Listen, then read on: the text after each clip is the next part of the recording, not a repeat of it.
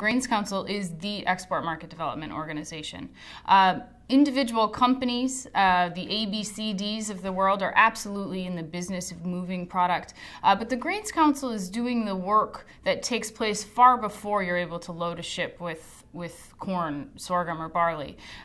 They're doing the work to build the demand in country, the need for those products. And then, of course, we depend on our commercial exporters and the entire value chain to actually make it happen. But the work, the demand building takes a long time. It takes the great staff that we have all around the world that understand what's happening in those markets. And it takes quite a bit of persistence. And the Grains Council has been doing that for decades and absolutely is committed to it. Look at the fact that 95% of the world's population lives outside of the United States. The focus should really be on developing new markets outside of the borders of the United States. And the U.S. Grains Council is well positioned to help not only identify those markets, but then to kind of be the boots on the ground to develop those markets and make the contacts. Japan has a limited mass of land, but a lot of people. The size of the state of California, Japan has 1/3 of the population of the United States, which means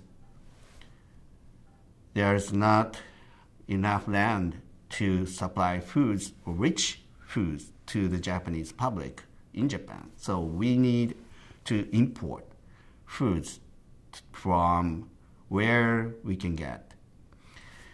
It's the case of Japan, but it's probably the same in the case of other countries who are in need of foods. It's very important to make sure that the world trade is working on food supply. When I ask my customers in the international markets, what are other countries doing in terms of if you have a problem with Argentina crop when you import it, what do you do? Who do you go to? And the reality is there's no other organization in the world like the U.S. Grains Council and other cooperator programs that the U.S. government, the funds, and the U.S. farmers fund.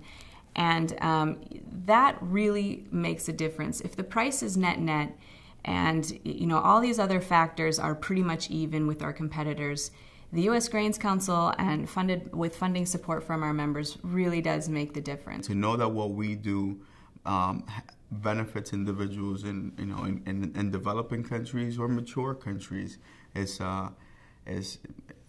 for me a great honor.